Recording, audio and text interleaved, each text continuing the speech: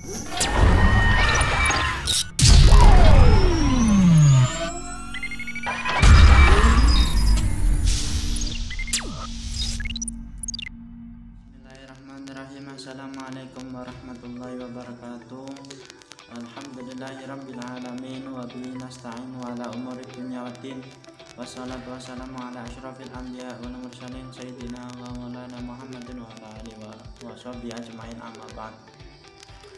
Perkenalkan, nama saya Muhammad Ibnu Faisal, perwakilan dari kelompok 7 yang akan mempresentasikan tentang bab surat menyurat yang beranggotakan Mas Ulil, Mbak Hana, dan Mbak Halimah.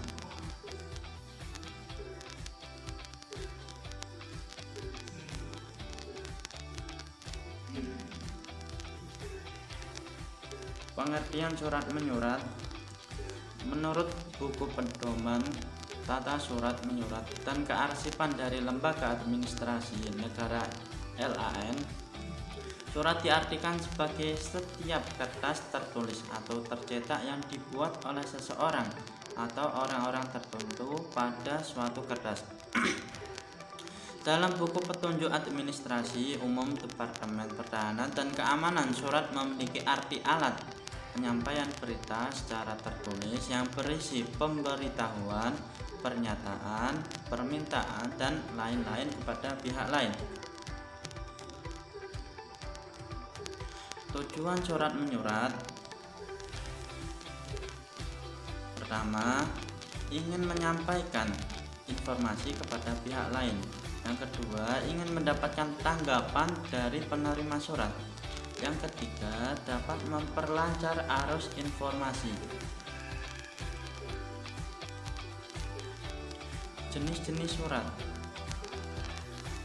A. Segi wujudnya. Yang pertama, 1.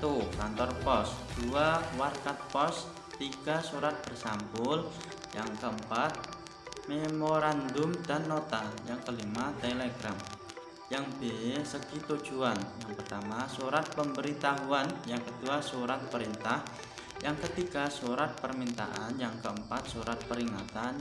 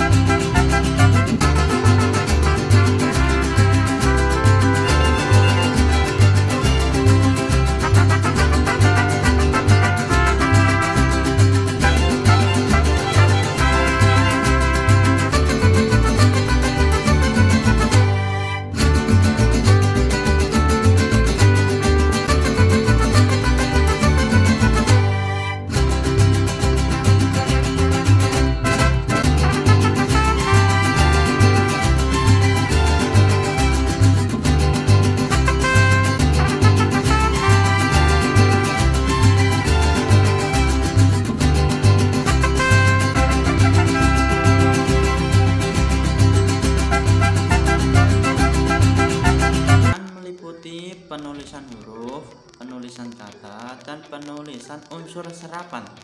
Yang kedua, tanda baca. Tanda baca meliputi huruf kapital sebagai huruf pertama dalam penulisan unsur serapan, nama gelar, nama bahasa, suku, bangsa, nama tahun, bulan, hari, dan peristiwa bersejarah. Penulisan kata diantaranya kata-kata berikut. Kata dasar yaitu kata yang berdiri sendiri. Contoh, yang pertama majalah, yang kedua kantor, dan yang ketiga kemarin. Yang kedua, kata berimbuhan merupakan kata yang mendapatkan awalan atau akhiran. Contoh, perkantoran dan memasak.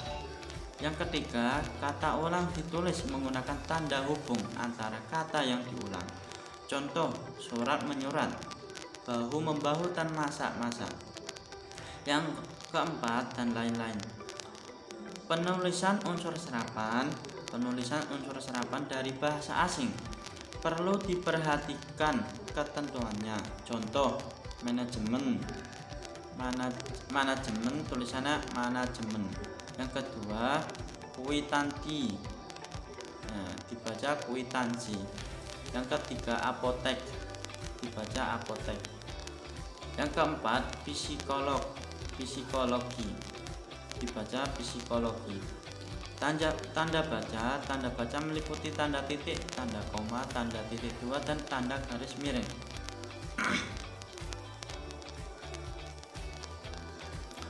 Ciri-ciri bahasa dalam surat. Yang pertama, jelas. Tidak jelas tidak hanya mudah dimengerti, tetapi harus terbebas dari salah tafsir. Yang kedua, lugas. Lugas yaitu sederhana, praktis, bersahaja, atau simpel. Yang ketiga, menarik dan sopan.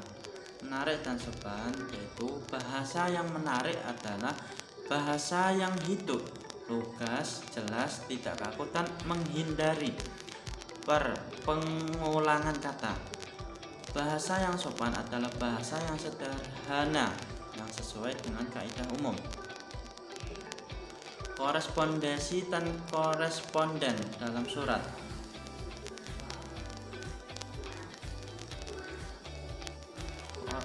Korespondensi adalah suatu kegiatan atau hubungan yang dilakukan secara terus-menerus antara dua pihak yang dilakukan dengan saling berkirim surat.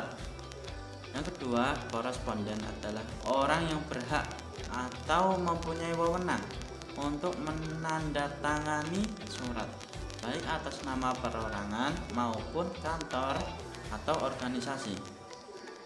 Korespondensi ekstern, hubungan surat menyurat yang dilakukan oleh kantor atau bagian-bagiannya dengan pihak luar.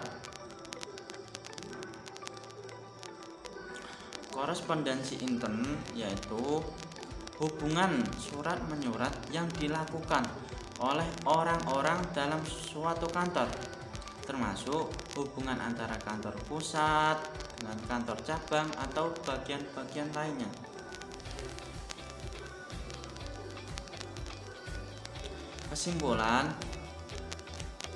Kesimpulannya, surat menyurat adalah salah satu bentuk komunikasi dengan mempergunakan surat sebagai alat. Oleh karena itu, surat menyurat merupakan salah satu alat komunikasi yang sangat penting dan setiap waktu dilakukan dalam tugas sehari-hari dalam kantor. Surat merupakan salah satu alat komunikasi tertulis yang berasal dari satu pihak dan ditunjukkan dari pihak lain untuk menyampaikan berita. Dengan demikian jelas bahwa surat sangat penting, artinya dalam membantu memperlancar tercapainya tujuan organisasi. Perlu diusahakan agar dapat membuat surat dengan baik, sebab penilaian negatif terhadap surat akan dapat mempengaruhi pola penilaian negatif dalam organisasi. Cukup sekian dari saya. Apabila ada kesalahan kata, mohon minta maaf sebesar-besarnya. Assalamualaikum warahmatullahi wabarakatuh.